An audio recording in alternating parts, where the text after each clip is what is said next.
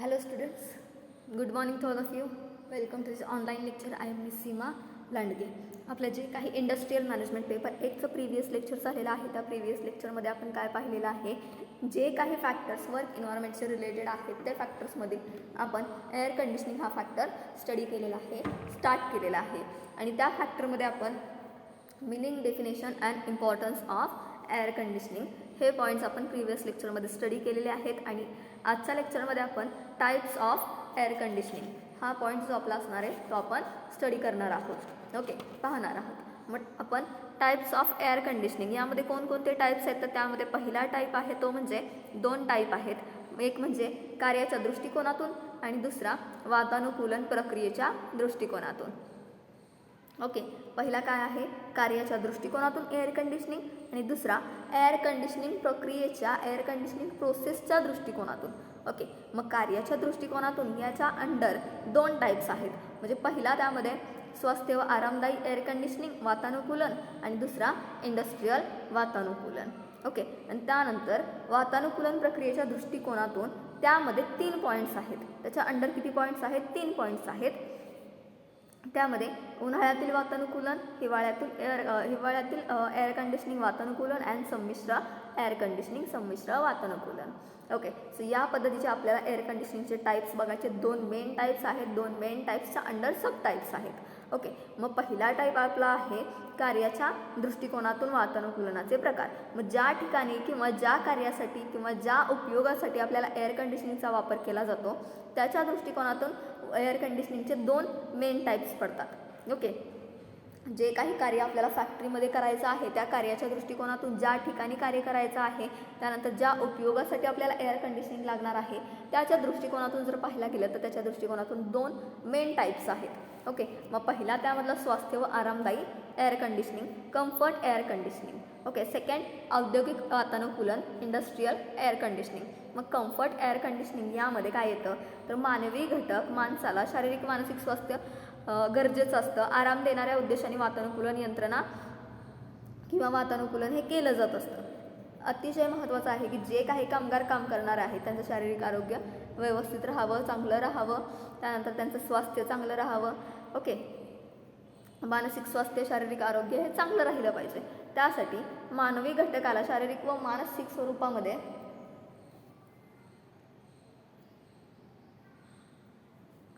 शारीरिक मानसिक स्वास्थ्य ते लाभणं गरजेचं आहे. त्याचबरोबर ती आराम देण्याच्या उद्देशाने, बघा, त्यांना आराम देण्याच्या उद्देशाने वातानुकूलन हे केलं जात असेल तर त्यांचं स्वास्थ्य जे आहे ते आरामदायी असणार आहे, स्वास्थ्य त्यांचं तिथं चांगलं असणार आहे.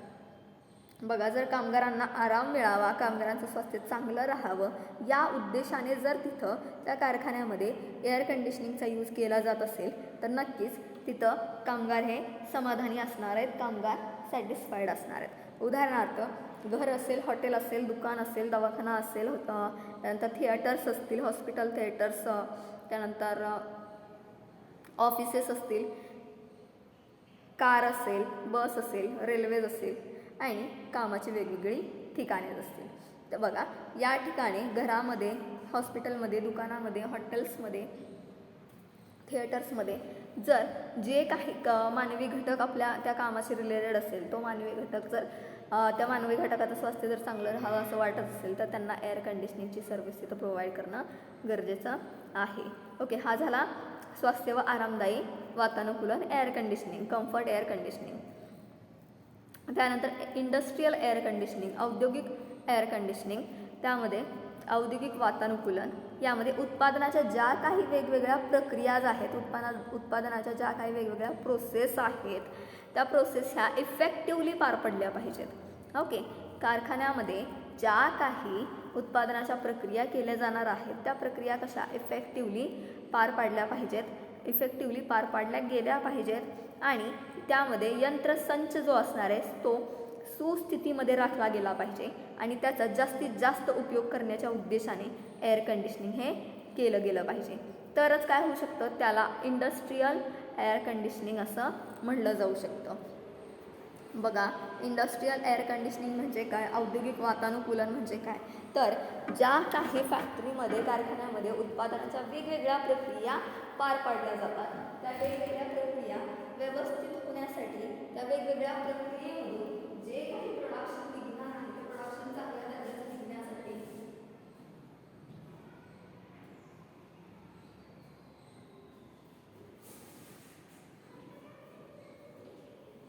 जे काही प्रोडक्शन निघणार आहे ते प्रोडक्शन चांगल्या दर्जाचं निघण्यासाठी, त्याचबरोबर ते जे काही एम्प्लॉईज तिथं काम करणारे आहेत ते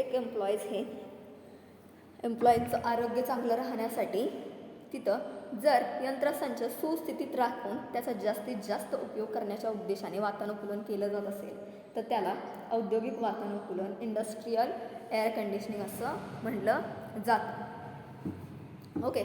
उद्योग संस्थेमध्ये एखादा स्वतंत्र उद्योग संस्था जी असणार आहे, कारखाना जो असणार आहे, त्यामध्ये एखाद्या स्वतंत्र खोलीमध्ये एअर कंडिशनिंगची यंत्रणा प्रस्थापित केली जाते.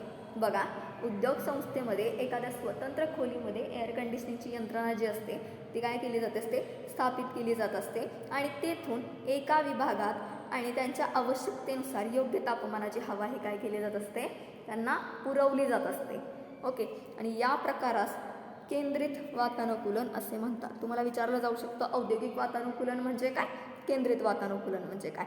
आता लक्षात घ्या, उत्पादनाच्या प्रक्रिया कार्यक्षमतेने जर पार पाडायच्या असतील तर आणि यंत्रसंच सुस्थितीमध्ये ठेवून त्याचा योग्य तो कमाल वापर करण्याच्या उद्देशाने वातानुकूलन जर केलं जात असेल तर त्याला काय बोललं जाणार आहे, त्याला इंडस्ट्रीयल एअर कंडिशनिंग असं म्हटलं जाणार आहे. ओके. आणि उद्योग संस्थेमध्ये वेगवेगळ्या स्वतंत्र खोल्यांमध्ये वातानुकूलन यंत्रणा जर प्रस्थापित केली जात असेल आणि तेथून एका ठिकाणाहून दुसऱ्या ठिकाणी, एका विभागातून दुसऱ्या विभागामध्ये रिक्वायरमेंटनुसार, त्यांच्या गरजेनुसार, त्यांच्या मागणीनुसार, त्यांच्या डिमांडनुसार हवा त्यांना पुरवली जात असेल तर, ताजी हवा त्यांना पुरवली जात असेल तर काय होणार आहे, त्या प्रकारास केंद्रित वातानुकूलन, केंद्रित एअर कंडिशनिंग म्हटलं जाणार आहे. ओके. हा झाला आपला पहिला पॉईंट, कार्याच्या दृष्टिकोनातून वातानुकूलन. त्यामध्ये आपण 2 पॉईंट पाहिले, स्वास्थ्य व आरामदायी वातानुकूलन, औद्योगिक वातानुकूलन. त्यानंतरचा दुसरा पॉईंट आपला आहे तो म्हणजे वातानुकूलन प्रक्रियेच्या दृष्टिकोनातून वातानुकूलन प्रकार. ओके. वातानुकूलन प्रक्रियेच्या दृष्टिकोनातून वातानुकूलनाचा प्रकार. मग त्यामध्ये 3 प्रकार आहेत, समर एअर कंडिशनिंग, उन्हाळ्यातील वातानुकूलन, विंटर एअर कंडिशनिंग, हिवाळी वातानुकूलन आणि मिश्र एअर कंडिशनिंग म्हणजेच कंपोजिट एअर कंडिशनिंग, संमिश्र एअर कंडिशनिंग. ओके. मग वातानुकूलन प्रक्रियेच्या दृष्टिकोनातून जो काही टाईप आहे वातानुकूलनाचा, एअर कंडिशनिंगचा, त्यामध्ये वातानुकूलन यंत्रणेला कराव्या लागणाऱ्या ज्या काही प्रक्रिया आहेत, बघा एअर कंडिशनिंग प्रोसेस करत असताना ज्या काही प्रोसेस वेगवेगळ्या कराव्या लागतात त्या कोणकोणत्या आहेत, मग त्यामध्ये समर एअर कंडिशनिंग, त्यानंतर विंटर एअर कंडिशनिंग अँड संमिश्र एअर कंडिशनिंग. त्यामध्ये पहिली आहे आपली समर एअर कंडिशनिंग. त्यामध्ये तापमान व आर्द्रता आरामदायक पातळीपर्यंत खाली आणणे म्हणजेच उन्हाळ्यातील वातानुकूलन होय.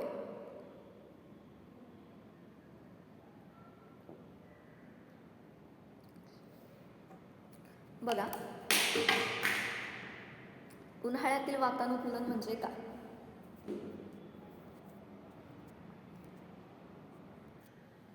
उन्हाळ्यातील वातानुकूलन म्हणजे काय तर तापमान व आर्द्रता आरामदायक पातळीपर्यंत खाली आणणे म्हणजेच काय तर उन्हाळ्यातील वातानुकूलन. ओके. समर एअर कंडिशनिंग थोडक्यात जर सांगायचं म्हटलं तर उन्हाळ्यामध्ये निसर्ग कसा असणार आहे, उन्हाळ्यामध्ये तापमान कसं असणार आहे, तर उन्हाळ्यामध्ये जे काही नैसर्गिक तापमान असणार आहे ते कसं असणार आहे, जास्त असणार आहे, उष्ण असणार आहे.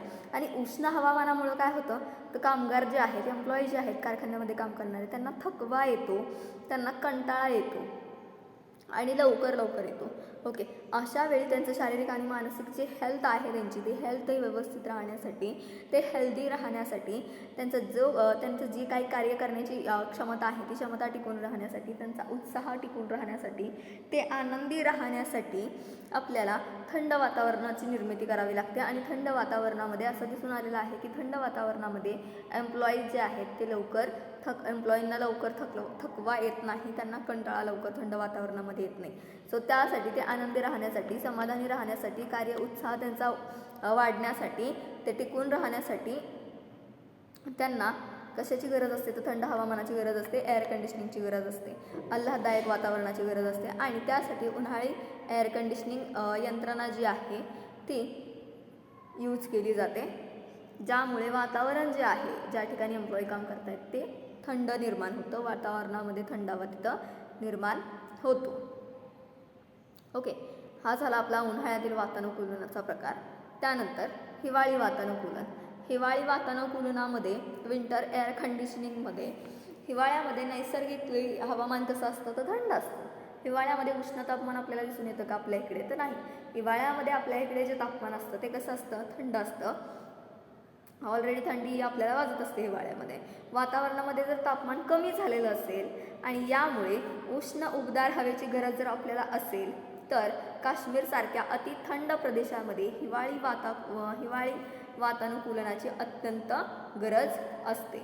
या पद्धतीमध्ये वातावरणातील तापमान जे आहे, आर्द्रता जी आहे आरामदायक स्तरापर्यंत वाढवायची असते, वाढवण्याची गरज असते आणि ती वाढवली जाते. ओके, हे झाला आपला दुसरा टाईप. त्यानंतर तिसरा टाईप आपला आहे तो म्हणजे कंपोसाइट एअर कंडिशनिंग, संमिश्र वातानुकूलन.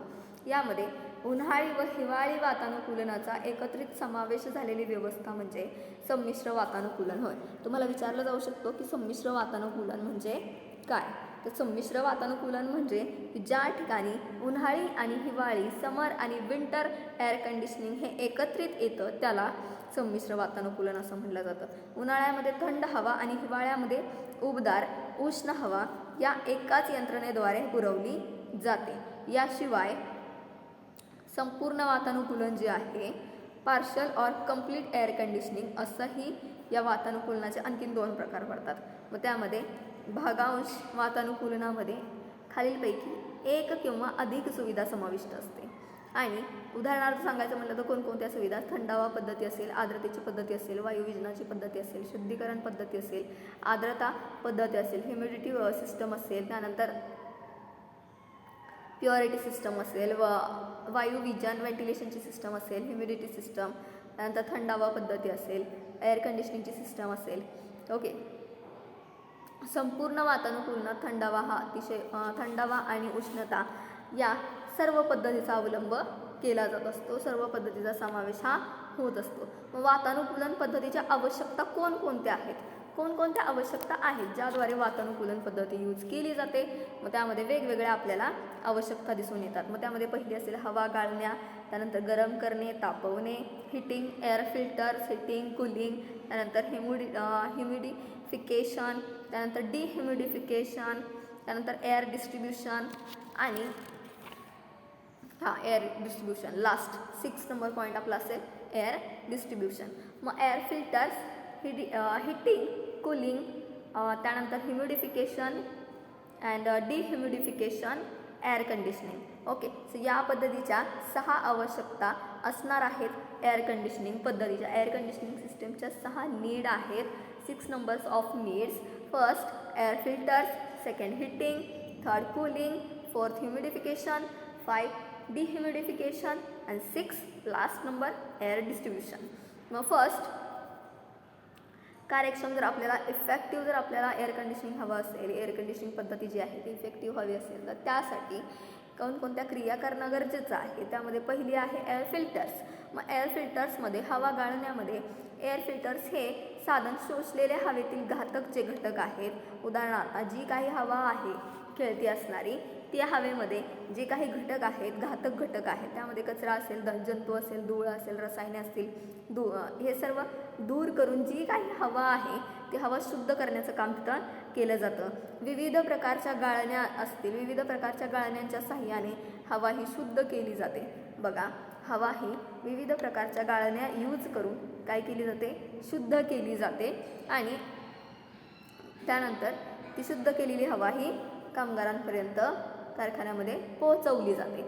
त्यानंतर सांगायचं म्हटलं तर हिटिंगमध्ये गरम करणे, तापवणे. थंडीच्या दिवसामध्ये गरम उबदार हवेची गरज असते. बघा, थंडीच्या दिवसामध्ये आपल्याला गरम आणि उबदार हवेची गरज असते. का थंडीच्या हवेमध्ये ऑलरेडी आपल्याला थंडीची गरज असते, तर असं नाही. थंडीच्या हवेमध्ये आपल्याला उबदार हवेची गरज असते आणि उन्हाळ्यामध्ये आपल्याला थंड हवेची गरज असते. ओके, उन्हाळ्यामध्ये आपल्याला थंड हवेची गरज असते आणि थंडीच्या दिवसामध्ये आपल्याला गरम उबदार हवेची गरज असते. हवा गरम करण्यासाठी इलेक्ट्रिक कॉईल किंवा भट्टीचा यूज केला जातो. मग त्यामध्ये हीटर असेल.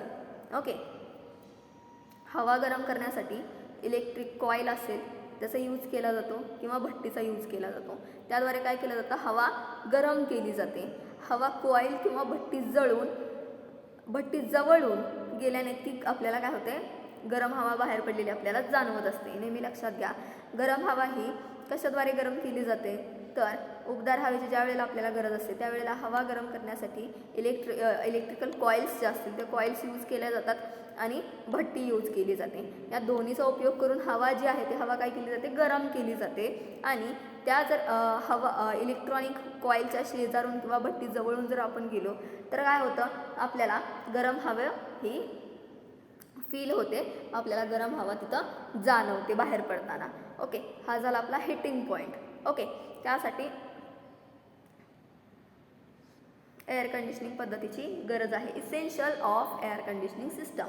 Essential of air conditioning system. त्यानंतरचा पॉईंट आपला आहे तो म्हणजे कूलिंग, म्हणजेच काय, थंड करणे.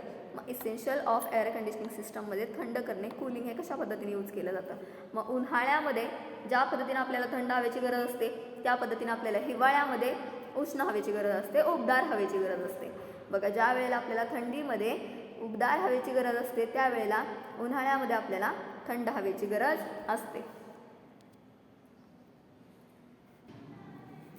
ज्या पद्धतीमध्ये आपल्याला उन्हाळ्यामध्ये उबदार हवेची गरज लागत असते त्या पद्धतीमध्ये आपल्याला थंडीमध्ये,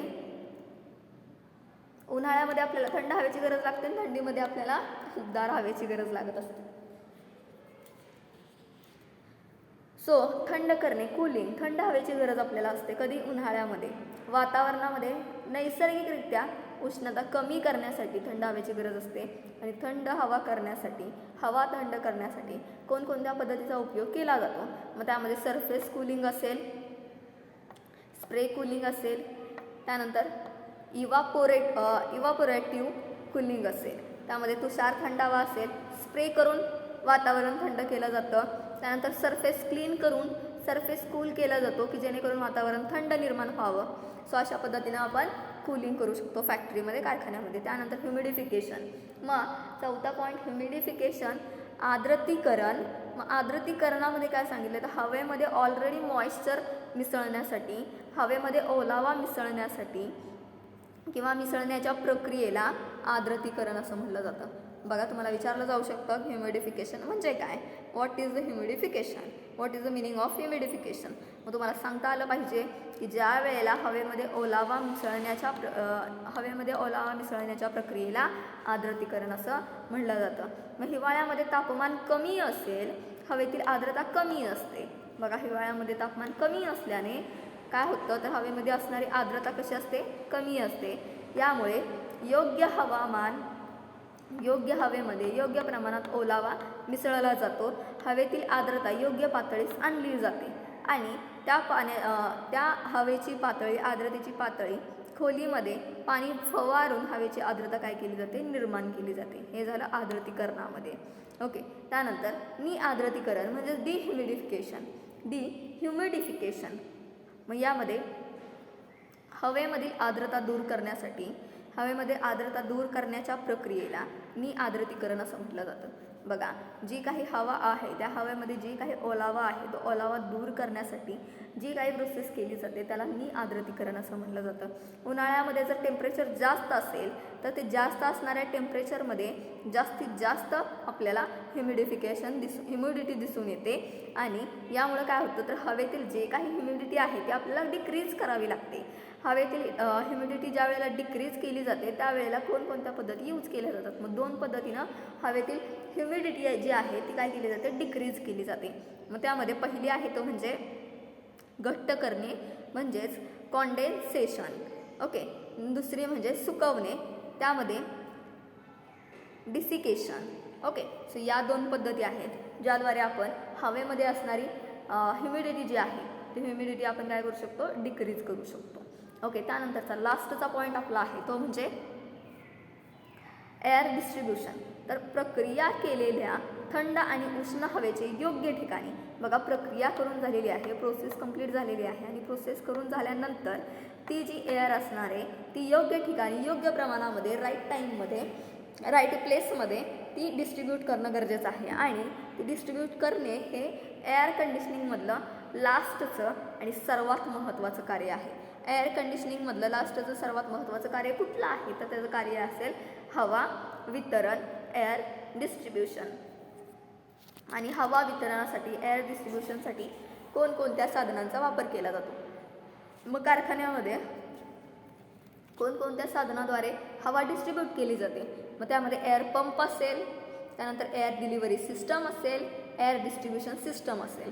बघा हवेचे पंप असतील, हवा पाठवण्याच्या पद्धती असतील आणि हवा वाटपच्या पद्धती असतील. या 3 साधनांच्या द्वारे काय केलं जात असतं, हवा ही वेगवेगळ्या विभागामध्ये पोहोचवली जात असते. ओके, आजच्या लेक्चरमध्ये आपण काय पाहिलं तर आजच्या लेक्चरमध्ये आपण टाईप्स ऑफ एअर कंडिशनिंग आणि त्याचबरोबर ती एअर कंडिशनिंगच्या टाईप्स याबरोबर ती essential of air conditioning system. मग कोणकोणते इसेन्शियल्स आहेत जे की एअर कंडिशनिंग सिस्टमच्या वेळेला गरजेचं असतात. ओके, ते आपण आजच्या लेक्चरमध्ये पाहिलेलं आहे. लेक्चर कंपल्सरी पूर्ण ऐकायचं आहे आणि लेक्चरच्या कमेंट सेक्शनमध्ये तुमचं नाव मेन्शन करायचं आहे. प्रेझेंटीसाठी तुमचं नाव प्रेझेंटी सेक्शनमध्ये असणं महत्त्वाचं आहे, गरजेचं आहे. ओके, सो आजच्या लेक्चरमध्ये आपण वातानुकूलन हा कार्यपरिस्थितीशी संबंधित असणारा आपला लास्टचा घटक कंप्लीट केलेला आहे. आपण कार्यपरिस्थिती इन्व्हायरमेंटशी वर्क इन्व्हायरमेंटशी रिलेटेड असणारे जे काही फॅक्टर्स बघितले त्या फॅक्टर्समध्ये पहिला फॅक्टर आपण बघितला तो म्हणजे प्रकाश, लाईट. त्यानंतर दुसरा फॅक्टर आपण बघितला व्हेंटिलेशन, वायुविजन. त्यानंतर तिसरा फॅक्टर आपण बघितला सॅनिटेशन, आरोग्य रक्षण. चौथा फॅक्टर आपण बघितला नॉईज कंट्रोल, गोंगाट नियंत्रण. आणि लास्टचा फॅक्टर आपला होता तो म्हणजे वातानुकूलन, एअर कंडिशनिंग. ओके, सो या पद्धतीनं आपला second topic industrial management paper 1 चा इथं कंप्लीट झालेला आहे. ओके, नेक्स्ट लेक्चर जे आपला असणार आहे त्यामध्ये आपण थर्ड टॉपिक आपला जो असणार आहे इंडस्ट्रियल मॅनेजमेंट पेपर 1 चा तो स्टार्ट करणार आहोत. Okay, thank you.